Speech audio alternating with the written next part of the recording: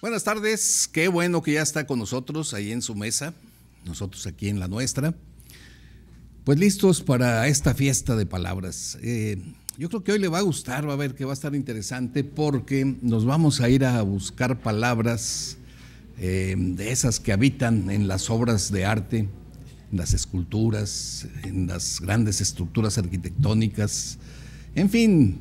Ya saben, esto es como irnos a jugar un poquito con las palabras en diferentes ámbitos y hoy le tocó a el arte. Y para eso, pues dijimos, ¿quién estará bien invitar? Y nada, dijimos, pues claro, vamos a invitar al doctor Rodrigo Ledesma Gómez, que es justamente historiador del arte, así que va a tener mucho que contarnos. Le damos la bienvenida. Rodrigo, bienvenido, ¿cómo estás? ¿Qué tal, Arturo? Muchas gracias por invitarme. Estás en tu casa, ya sabes, y pues vas a ver que van a salir muchas historias que ya tú nos contarás y que las vamos a reforzar ahí con palabras y seguramente ustedes se van a divertir también. Pero ya saben, antes de eso, pues el tradicional juego de palabras que tenemos preparado para ustedes. Y ahora, pues como este es el tema, lo vamos a invitar a que encuentre palabras relacionadas con manifestaciones artísticas. Ya sabe la dinámica. Son anagramas, voltee por ahí las letras y encuentre 4 palabras relacionadas con el arte. ¿Lo vemos? Adelante.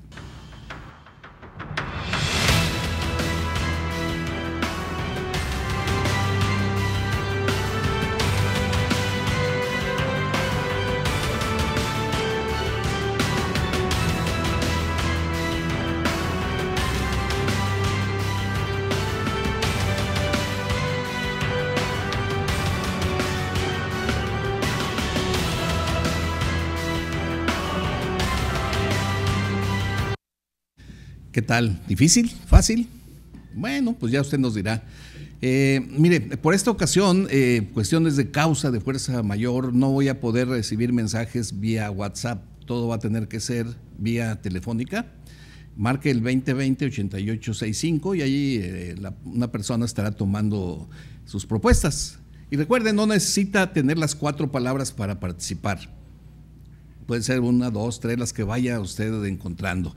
Y en esta ocasión, entre quienes participen, pues alguno de ustedes se va a llevar el libro que tenemos en la mesa. Es un libro que se llama 49 Cruces Blancas, una novela histórica de un episodio muy dramático de la vida contemporánea de México. Está basada en esa historia de la guardería ABC, toda esa desgracia que, bueno, pues la mayoría de ustedes ya conocen. Y este autor, que es Imanol Canellada, hace la novela tomando como base esta historia, aderezándola con pues las diferentes versiones que se han suscitado alrededor de esto. Entonces, bueno, alguno de ustedes se lo va a llevar. Bueno, pues vamos entrándole al tema. Para buscar palabras en el arte, pues hay que empezar a viajar a lugares visitando obras conocidas para que sean como la puerta para que nos meta a algún lado. Así que, pues, ¿qué te parece, Rodrigo, si nos llevas allí al Museo del Louvre en París y allí que empezamos buscando a la Venus de Milo para ver qué historia nos puedes contar? ¿Qué te parece? Claro que sí, la famosísima Venus de Milo, que data de entre los años 150 y 130 a.C., fue descubierta en el año de 1820 por Jules Sébastien Dumont d'Urville. La historia pues es un tanto cuanto complicada del encuentro y descubrimiento, pero sí a grosso modo. Habían terminado los tiempos napoleónicos, los franceses seguían incursionando en las aguas del Mediterráneo, en este caso en las islas griegas, para ver qué encontraban de todo lo que ya habían, aunque suena fuerte, pero sí fue saqueado durante la invasión napoleónica, y nada, que se encontraron con esta magnífica escultura. La gente dice, pero es que no tiene brazos. ¿Por qué le hicieron sin brazos? ¿Por qué le hicieron sin brazos? Es de mármol, mide 202 metros y pues su atractivo es que es una composición extraordinaria de un cuerpo helénico de una mujer y que dicen que es una Venus, pero realmente es una Venus. Ahí está la gran duda. Puede ser el retrato a lo mejor de la mujer de un potentado de aquellos años, un retrato, una modelo para adornar, ¿por qué no?, algún templo o algún jardín. Pero pues como a todo, la historia del arte se empieza a construir a finales del siglo XVIII, y a todo aquello que pareciera una mujer embarazada, bella, le empezaron a llamar por extensión Venus, y sobre todo por la influencia de Botticelli, con su famoso cuadro, pues entonces esta es una Venus. ¿Será? ¿Quién sabe? Hay muchas hipótesis que sí, que no, que fue realmente una Venus, pero por lo pronto la conocemos como la Venus de Milo porque fue descubierta en la isla de Milo. En Grecia, sin brazos. Y pues sobre todo llama la cuestión de la anatomía, de la leve torsión que tiene el cuerpo, la espalda, todo lo que se refiere al vientre con esta bata que se les conoce como peplos transparentes que va cayendo de la mitad para abajo del cuerpo, como eran estas esculturas de la época helénica, el último periodo griego, cuando los romanos precisamente ya están tomando las islas griegas, y pues de ahí que sea esa gran figura, que en el Louvre hay mucha gente que va a ver dos cosas, la Venus de Milo y la Mona Lisa o la Gioconda, ¿verdad? Y se toman la foto y se van, ¿verdad? Son las dos cosas más visitadas del museo. Pues fíjate, es interesante. O sea, vamos a quedarnos entonces con la idea de que todas esas representaciones antiguas de Venus, pues más que ser efectivamente representaciones de la diosa Venus, pues es como un término genérico, ¿no? De que no hay una real, vamos, no de todas hay una claridad de que sea eso, sino que pues por lo bonito, porque es mujer.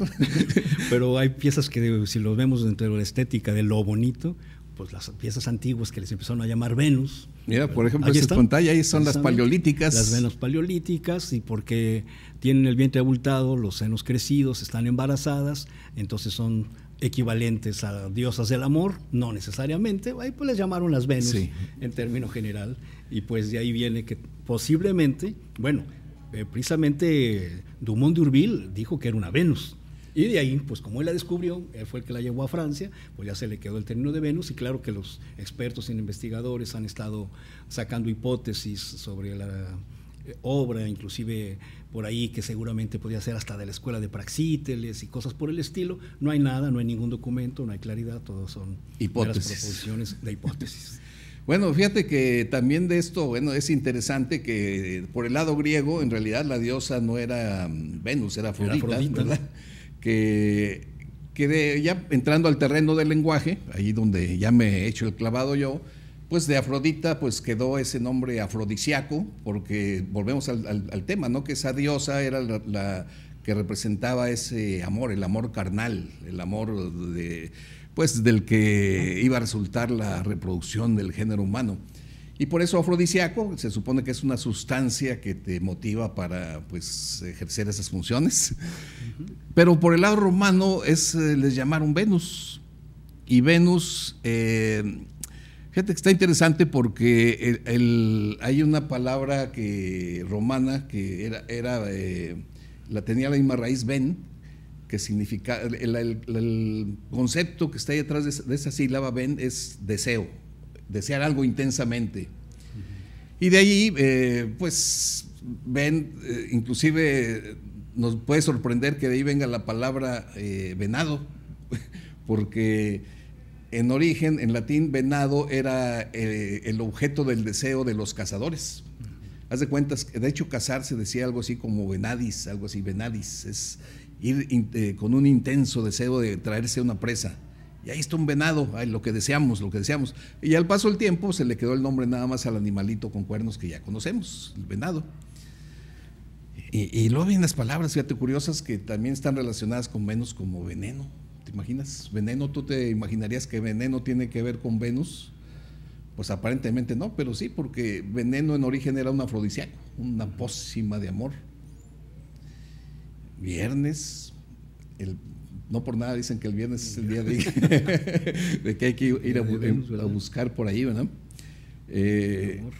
Que fíjate que también en otras mitologías, por ejemplo en la nórdica, la equivalente a Venus, Afrodita, era Freya, y de allí queda que el viernes también sea Friday, día de Freya, o sea, es otro nombre para lo mismo. Ahí se ve que había conexión cultural entre diferentes pueblos ahí europeos.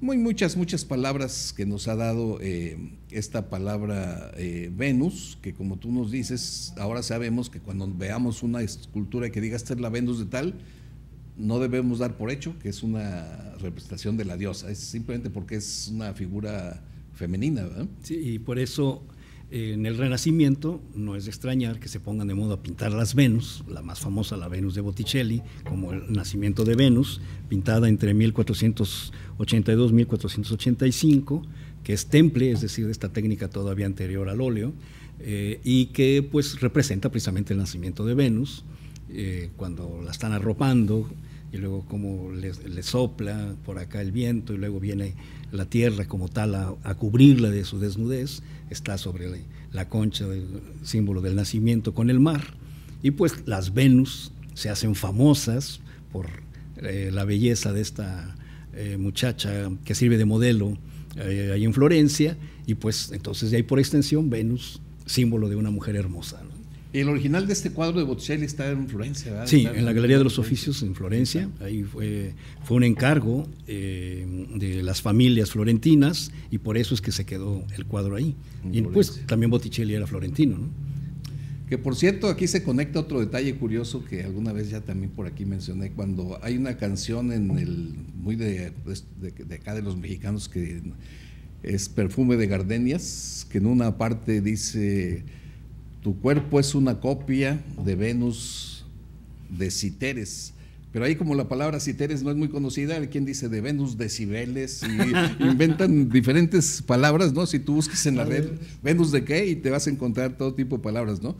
Pero lo correcto debe ser de Citeres, porque ahí Citeres hace referencia a la isla, una isla griega, Citeres, donde se supone, según la tradición, ahí es donde se da ese episodio donde sale Venus de las espumas del mar.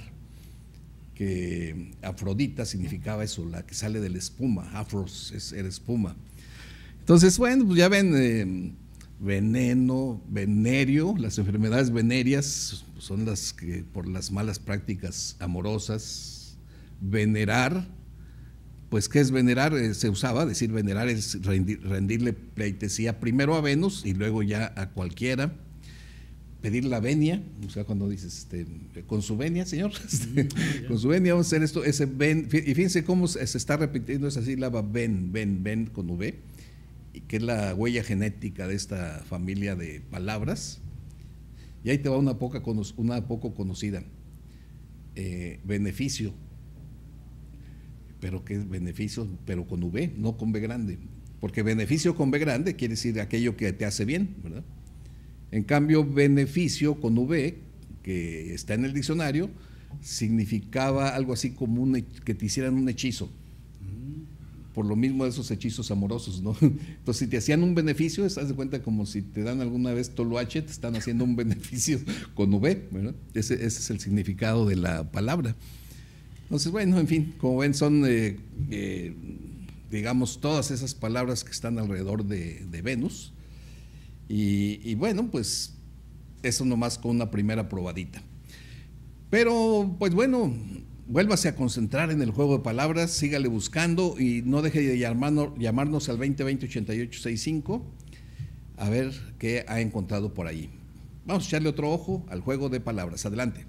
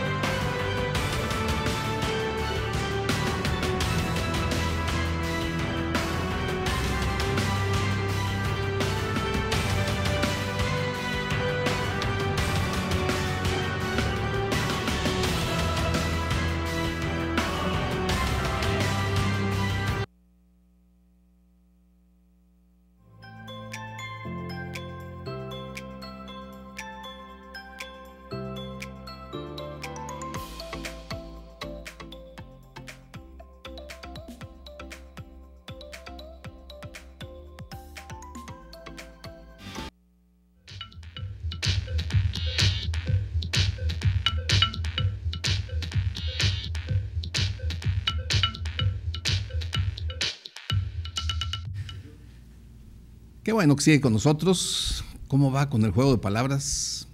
Recuerden, no necesita tener las 4 para llamarnos, así que por ahí está ya disponible para ustedes el 2020-8865, y así como van saliendo, llámenos, ya sabe. Al ratito, al final de este bloque, le volvemos a echar otro ojo a este juego para que siga adelante con esto.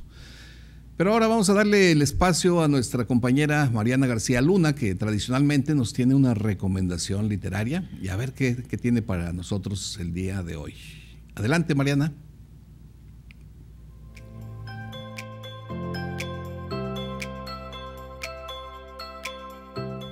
Muy buenas tardes, qué bueno que nos acompaña aquí en su programa Palabras sobre la Mesa. Como sabe, yo cada martes pues le traigo una recomendación literaria, y en esta ocasión le traigo una recomendación que seguramente pues usted la conoce perfectamente porque es parte de la cultura general, ¿no? Universal.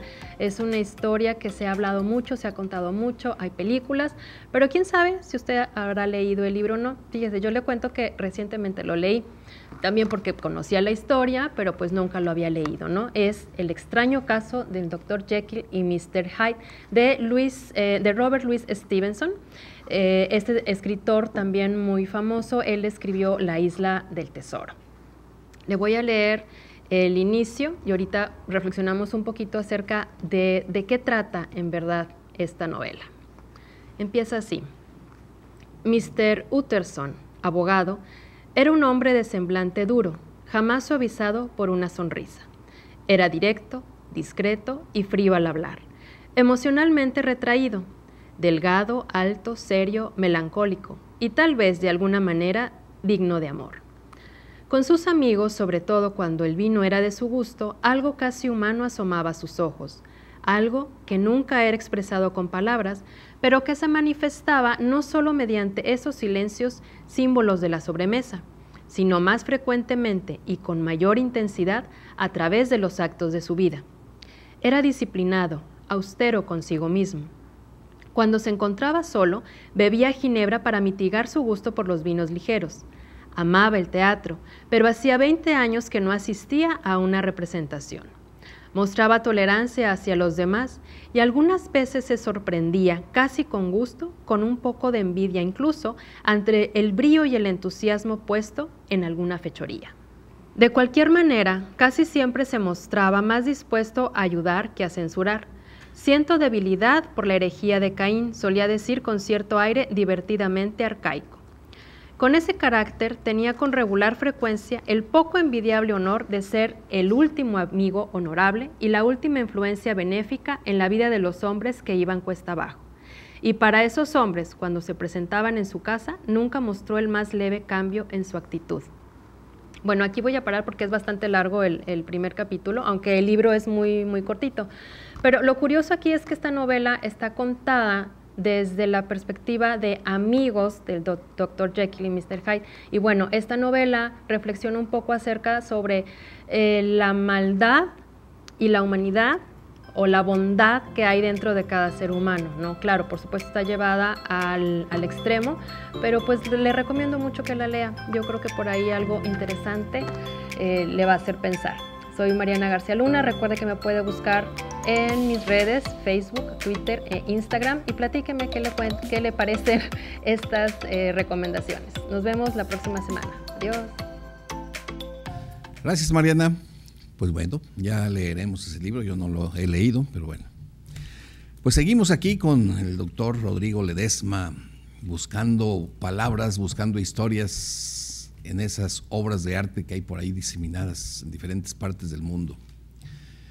Hay una muy, muy interesante, de la que ahorita Rodrigo nos va a contar, que pues nos hace entender los riesgos que hay cuando se traduce de una lengua a otra y no se tiene el cuidado suficiente. Pero no digo más, mejor cuéntanos tú, Rodrigo, a ver, ¿cómo está este asunto? Bien, nos estamos refiriendo al Moisés famoso de Miguel Ángel, que es una escultura extraordinaria de 235 centímetros. Está en la iglesia de San Pedro in Vinculi o San Pedro en Cadenas en Roma. La escultura fue manufacturada entre 1513 a 1515 y fue encargada por el Papa Julio II, el Papa Giuliano de la Rovere, que gobernó la iglesia entre 1503 a 1513 en una etapa muy, muy difícil de la iglesia. Acababa de morir el controvertido Papa Borgia, Alejandro VI, Rodrigo Borgia, y pues se fue el gran mecenas de Miguel Ángel.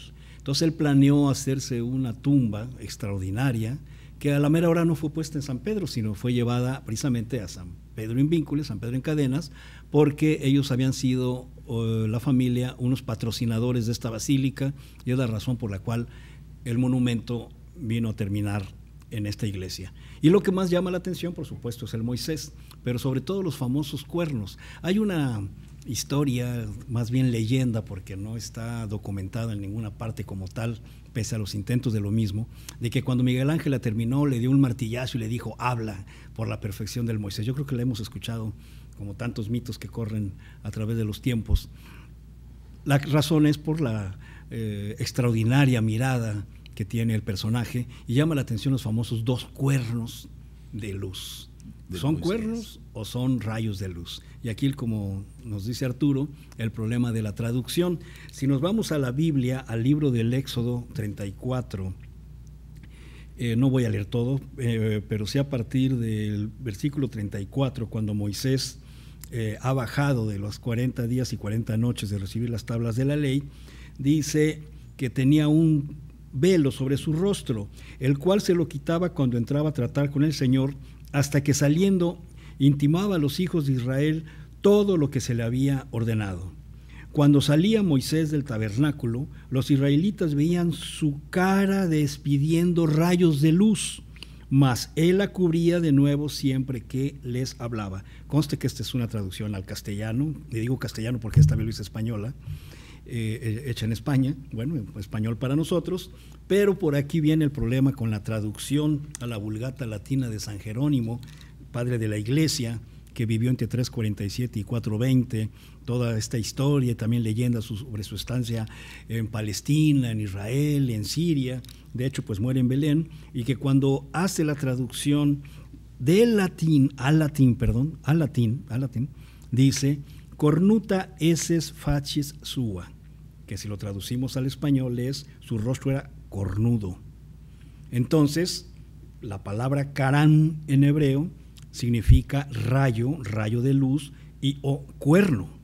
Entonces, la asociación de que Moisés no tiene rayos de luz, sino cuernos, y que toda esta historia que ha pasado también de que Moisés, como era Miguel Ángel, como era medio travieso, picarón y hasta irreverente, si jugó con la figura al ponerle estos cuernos, todo esto que se ha manejado dentro del referente popular. Pero si nos vamos entonces a la situación estricta del documento bíblico, inclusive con la traducción de la Vulgata Latina, pues se refiere a los rayos de luz. Conste que al menos en la traducción no dice que sean 2, dice rayos de luz. Rayos de luz, ¿verdad? Y pues de aquí que le hayan puesto cuernos como un toro o como un animal. Pues sí, porque cornudo, generalmente los cuernos son por pares, ¿verdad? Son por pares, exactamente. Entonces ahí queda realmente qué fue lo que quiso interpretar Miguel Ángel, pero vamos a decir que fueron rayos de luz, ¿verdad? Sí, yo creo que aquí lo interesante es que eso, o sea, cuando San Jerónimo se va a hacer la traducción, pues imagínate la chamba que le dan, ¿no? Porque pues creo que tardó casi 20 años en terminar esa tarea. Que le pide que haga esa traducción, precisamente con la expansión del cristianismo. Sí, pues, y la Vulgata, pues le llamaban Vulgata porque era la que el pueblo que hablaba latín tuviera acceso a poder leer la Biblia, ¿verdad? Que pues cuando estaba en hebreo o arameo, pues no. O en griego. Es como si aquí nos trajeran una Biblia en chino y pues ¿quién la ve? Pues nadie, ¿verdad? Exactamente. Entonces, interesante que cuando yo me imagino a San Jerónimo leyendo ahí, traduciendo, y dice, carán, y él se le aprendió esa palabra como cuerno, porque era, y dije, ¿cómo que cuerno? Pues así dice, y luego hay que recordar que esa situación que había de que la Biblia no le podías cambiar nada, o sea, como estaba, déjala, no le cambies ni una jota, ¿no? Como si viene ni una jota. Entonces, pues así se mantuvo, él dijo cuernos, pues, y se bajó con cuernos Moisés. ¿Sí? Seguramente Miguel Ángel, que era una persona pues súper inteligente, si hubiera querido ponerle rayos, le hubiera puesto rayos. Tenía todo el arte para haberlo hecho, ¿no? Pero pues yo creo que él dijo, querían cuernos, ahí les van, ¿verdad? Pero bueno, estas son hipótesis, pero la curiosidad ahí está para cuando Vea usted esa estatua de Moisés, que por cierto hace poco en el museo ver aquí en el Museo de Historia Mexicana, exactamente. Una reproducción muy interesante. Magnífica exposición sobre obras de Miguel Ángel que hubo aquí. Y ahí está el Moisés, pobrecito Moisés, pues, ni modo, le quedaron los cuernos. Pero bueno, ahora ya sabe usted que la razón de por qué esos cuernos, ¿no? Porque es un error de traducción ahí, que pues malinterpretaciones. Pero bueno, pues vamos a echar un brinco largo, vámonos ahora a la Ciudad de México, y ahí hay un monumento interesante que es casi simbólico. Cuando gana la selección mexicana, la gente ahí se va alrededor de ese monumento. El famoso Ángel de la Independencia. ¿Qué nos cuentas del ángel? Pues que no es ángel, sino Ángela de la Independencia, ¿verdad? Es mujer. Es mujer. El famoso monumento que desde 1888, cuando Porfirio Díaz, tomemos en cuenta que primero entra de 1877 al 80, luego está su compadre Manuel González, 80-84, y Porfirio Díaz retoma el poder desde el 84 hasta el 911, creó dos famosos monumentos.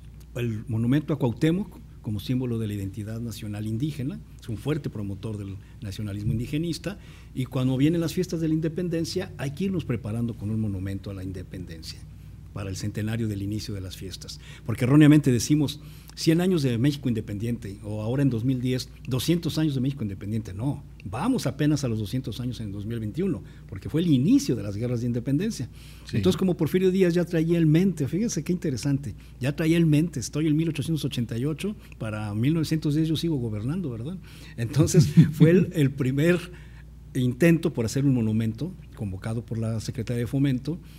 Hubo 3 premonumentos que no fueron aceptados por X o Y razón, pero en 1900, a 10 años de las fiestas, Antonio Rivas Mercado era el director de la Academia de San Carlos y propone el monumento que conocemos, cuya primera piedra fue puesta en 1902 por el propio presidente en estos terrenos de Paseo de la Reforma, donde no había nada, ¿verdad? Uh-huh. Entonces iba a ser ahí justo donde pasaban los carruajes con los carros alegóricos, que iba a haber invitados de muchas partes del mundo, y pues se pensó en un gran monumento. Así fue el origen del monumento, que es una gran columna jónica, con una base, arriba, sobre una balconada, un símbolo de la independencia, de una victoria alada, que es nada menos que la victoria de Samotracia, que está en el Museo del Louvre de París, cuya pieza, el mármol, es más o menos del año 190 a.C. y fue descubierta también de estos destinos por un militar francés, Charles Champoseau, que es quien la descubre y obvio la lleva intacta como se la encontró, y es quien nos recibe en el Museo del Louvre con sus 275 metros de altura.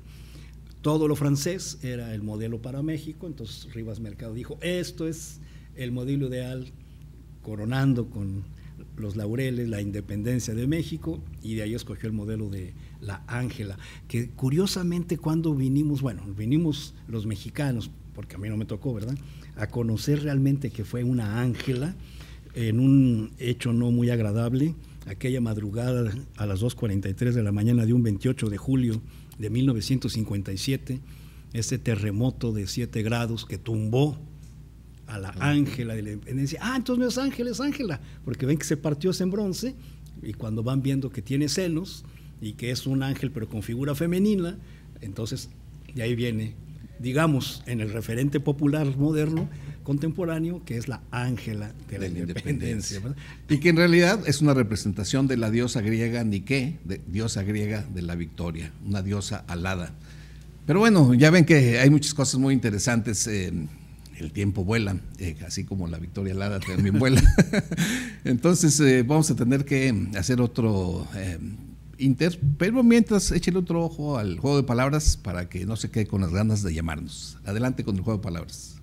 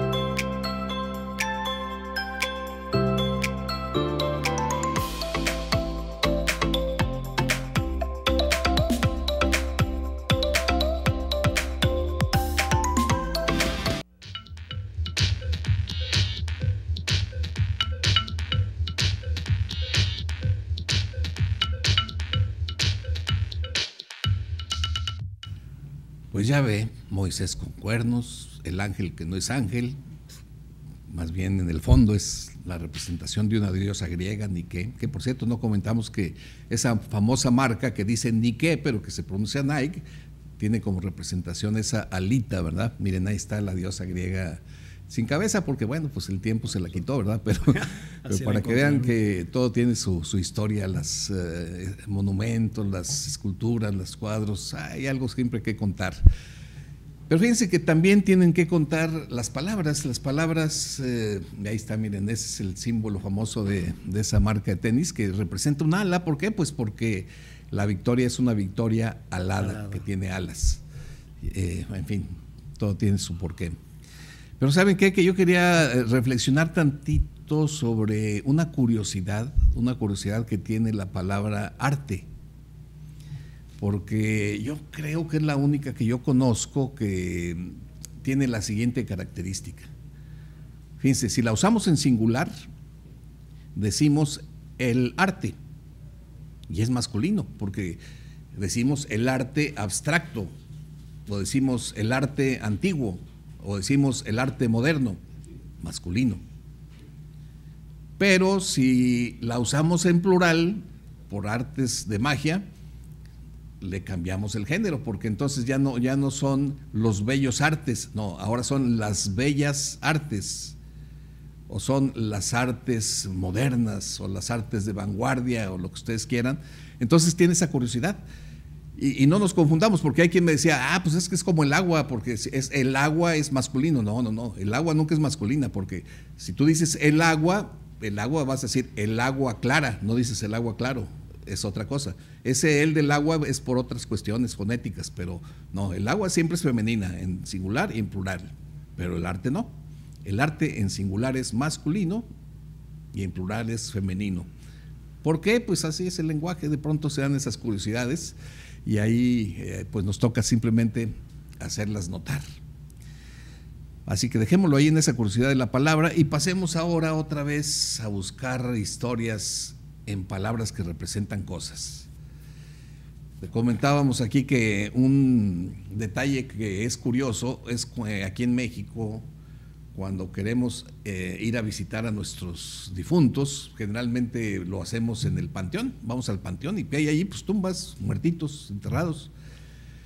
Pero es curioso, ahorita nos lo cuenta Rodrigo, que la palabra panteón en origen no era un cementerio, era otra cosa. Así que, a ver, cuéntanos, Rodrigo, ¿qué era en origen un panteón?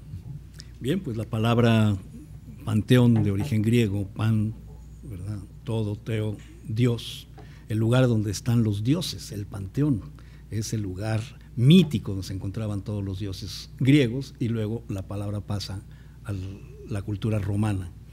Entonces, cuando vamos a Roma, o bueno, aunque no vayamos a Roma, y podemos ver la imagen del famoso Panteón II, que data del año 118 a 125, ya después de Cristo, está construido sobre el antiguo Panteón de Agripa, que es del 27 antes de Cristo. ¿Qué pasa? Que cuando vemos este monumento con la famosa cúpula y esta entrada con las columnas y el tímpano, que tanto inspiró pues, al mismo Miguel Ángel y a cuantos artistas con el Renacimiento se redescubre la forma de levantar las cúpulas, creemos que es el panteón original por una frase que está ahí, dice M. Agripa, pero bueno, es el memoria de Agripa, no Agripa Fecit, que sería entonces Agripa hizo. Y bueno, ya se quedó como el panteón de Agripa. Cuando se pone de moda todo este descubrimiento del mundo neoclásico después de Herculano y Pompeya, y toda esta tradición durante la Ilustración, y se voltea al mundo clásico romano a ver las virtudes de la República y el Imperio, no lo malo, sino lo bueno. En un viaje de Jacques-Germain Soufflot, el famoso arquitecto francés, que se fue allá hasta la zona de Nápoles a conocer Paestum, y por supuesto pasa por Roma y se queda tan admirado de ver en vivo el Panteón, viene el proyecto de construir en París una iglesia católica que se llamara el Panteón, pero en honor a grandes personalidades de Francia y no en el sentido de los dioses, porque realmente la iglesia se llama de Santa Genoveva, pero ¿quién la conoce como Santa Genoveva? Todo el mundo dice el Panteón. Y como París. De París, y como tiene planta de cruz griega y está inspirado más que en la en el Panteón de Agripa, en la cúpula de San Pedro del Vaticano, concluida por Miguel Ángel, que es de donde se inspira realmente Soufflot, y le llaman el Panteón de París, aunque las esculturas que están del frente, donde está esta mujer coronando a varios personajes, ya son de 1837 y son del escultor Pierre-Jean David Yanger, que es quien concluye toda esta decoración con esta mujer que está coronando con los laureles, vestida, podría ser una Venus, y no es Venus, ¿verdad? Como es una diosa griega que está coronando, digo, a una mujer más que todo, que está coronando a diversas personalidades con el símbolo precisamente del Panteón. Pero si entramos, vemos que es una iglesia católica, que tiene culto, no sé qué tanto, si mucho, ¿no? Porque la gente vamos como turistas a verla, que se abre esa avenida precisamente que hoy se llama, creo que es avenida o Rui, no recuerdo, bueno, Soufflot, que nos lleva hacia la entrada, que es impresionante el golpe visual, y pues se le quedó como el Panteón de París. Pero luego aquí viene lo bueno para México, ¿por qué le llamamos Panteón? Voy a hacer un paréntesis para pintar ahí la raya.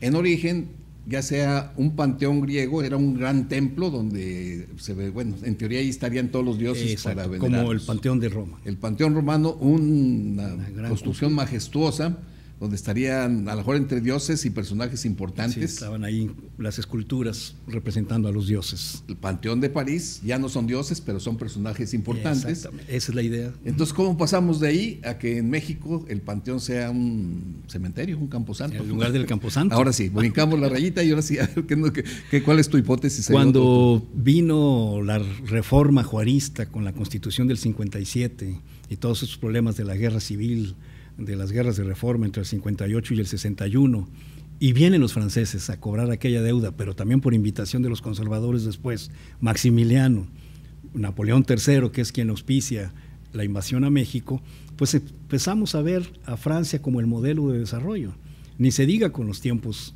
de Porfirio Díaz.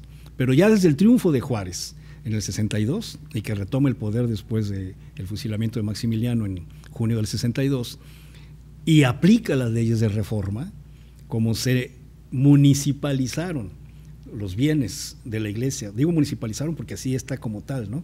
O sea, la famosa expropiación, surgen los cementerios o camposantos municipales, que no existían, porque la gente se enterraba en las iglesias. En las iglesias, sí, así en era. el frontal, o si tenías más dinero, podías comprar una cripta dentro de la iglesia, ya ni se diga en los subterráneos de las catedrales, donde solo era exclusivo para obispos y altos jerarcas. Entonces, Juárez, tan antirreligioso y con ese anticlericalismo que iba, ¿cómo le iban a llamar camposanto? O cementerio relacionado con lo cristiano, llámesele panteón, por influencia de lo francés. Entonces, poco a poco fue migrando, ni se diga ya en los tiempos de Porfirio Díaz, al nombre de panteón, que es el nombre oficial que se le da en las leyes de expropiación de bienes de la iglesia. Ándale, entonces esa es la raíz, o sea, cuando se separan, un prejuicio lingüístico, ¿no? Es decir, exactamente. Si le sigo llamando camposanto, pues no me puedo despegar de la iglesia. De la iglesia. Otro nombre, ¿cómo que le ponemos? ¿Qué le ponemos? Pues panteón, el panteón municipal. Pues, panteón surgen los panteones municipales, porque no se le podía dar cristiana sepultura al no creyente.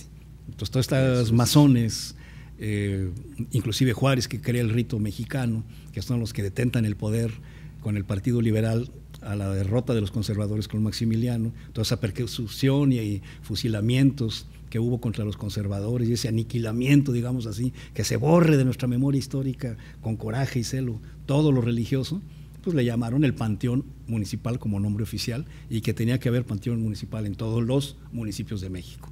Y de ahí viene ya. Pues sí, y aparte, pues migración del término, ¿verdad? No tenían obligación de conocer de etimologías, así que pues así, no, exactamente. Así quedó, y pues así pasa a veces con el lenguaje, pero es algo exclusivo aquí de México, ¿eh? O sea, yo no sé si Centroamérica pudiera estar influenciado, pero en otros lugares los panteones no son los cementerios ni los camposantos, así que ahí queda como un mexicanismo. Pero bueno, ya ven, es interesante, ¿no?, cómo van saliendo las historias. Como también va a ser interesante que se dé la oportunidad de, por última vez, ver el juego de palabras, y que no deje de llamarnos. Vamos a ver que, recuerden, no tiene que tener las 4 palabras, las que usted encuentre. Veamos pues entonces, por última vez, el juego de palabras. Adelante.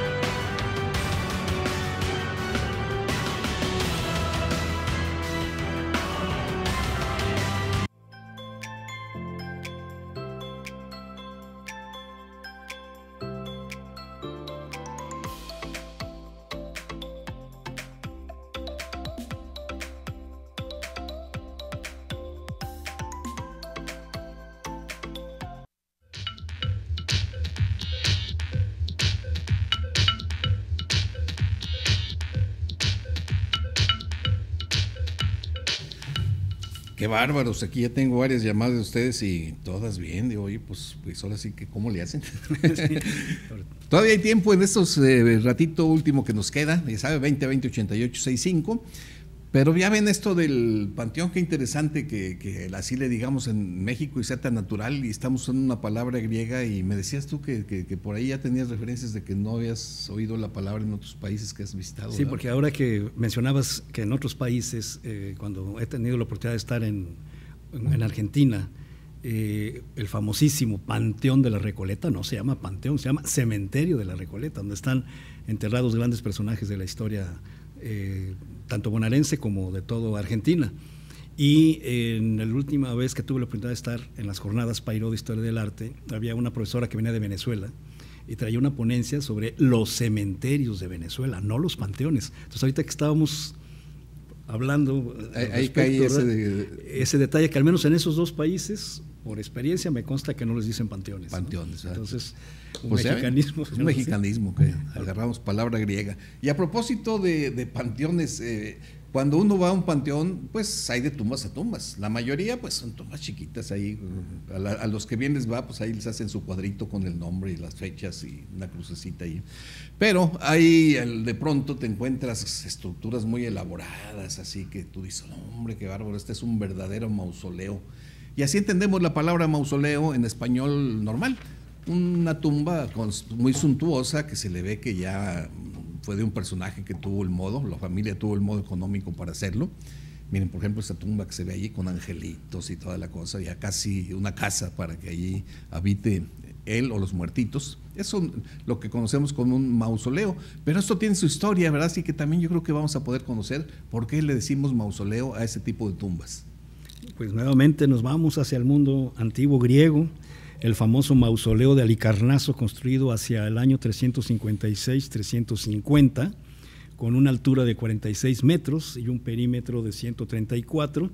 Se le atribuye a unos arquitectos, Sátiro de Paros y un tal Piteo, así genéricamente. ¿Y de dónde se sacan estos datos? Hay unas cuestiones de irnos a las crónicas del propio Cicerón. Existen las ruinas de Halicarnaso, que hoy en la ciudad de Bodrum, Turquía, un pequeño pueblo turístico en la provincia de Mugla, que da en la parte baja, para ubicarnos hacia, digamos, hacia las islas griegas. De hecho está enfrente de la isla griega de Kos, y en el Golfo turco, que se llama el Golfo de Gokova, está esta pequeña ciudad, y que no llega a 40,000 habitantes y está lleno de turistas europeos, alemanes, suecos, noruegos, que les encanta ir ahí a las aguas mediterráneas, pero en este caso de Turquía. Y uno de los atractivos es que quedan pues ahí unas piedras tiradas de lo que fue el gran mausoleo de Halicarnaso. Entonces, ¿por qué mausoleo? Porque existía un rey llamado Mausolo, un rey zápatra del imperio persa que dominaban hasta esa zona, y que aquí viene la gran duda, como le comentaba aquí Arturo al principio del programa, de que Artemisa II, quien lo mandó construir, era su esposa y su hermana carnal. Entonces ahí ya no sé cómo estuvo esa relación. Ahorita podemos decir, Dios mío, esto es un incesto, ¿verdad? No, pues, pero en aquellos tiempos eran otros parámetros. Exactamente. Ella se llamaba Artemisa II de Caria, pero ¿de dónde viene esta cuestión del mausoleo? De Antípatro de Sidón, quien vivió en el siglo II a.C. y en cuya antología griega, el libro 9, el capítulo 58, habla de las famosas maravillas del mundo antiguo, y dice: he posado mis ojos sobre la muralla de la dulce Babilonia, que es una calzada para carruajes, y la estatua de Zeus en los alfeos, y los jardines colgantes, y el coloso del sol, y la enorme obra de las altas pirámides, y la vasta tumba de Mausolo. Entonces mausoleo, para esta gran tumba que está reconstruida hipotéticamente, y gracias a este cronista, poeta, que se dice que también era poeta griego, rescatado por Cicerón, porque realmente tenemos el dato por Cicerón, de ahí las famosas 7 maravillas del mundo antiguo. Él no menciona el faro de Alejandría, pero las otras 6 se le atribuyen a esta narración que él da, y de ahí la palabra mausoleo, símbolo de la tumba de Mausolo, y por lo tanto un gran monumento funerario. Perfecto, ¿no? Pues ahora está clarísimo. Entonces sí hay un nombre de persona detrás de la palabra. Epónimos se llaman este tipo de palabras en que se generan a partir del nombre de una persona. Mausoleo, ya lo sabemos. Pues interesante. Así que cuando ustedes vean ya un mausoleo en un panteón, ya van a acordarse de la historia y se la pueden platicar ahí al que vaya con ustedes.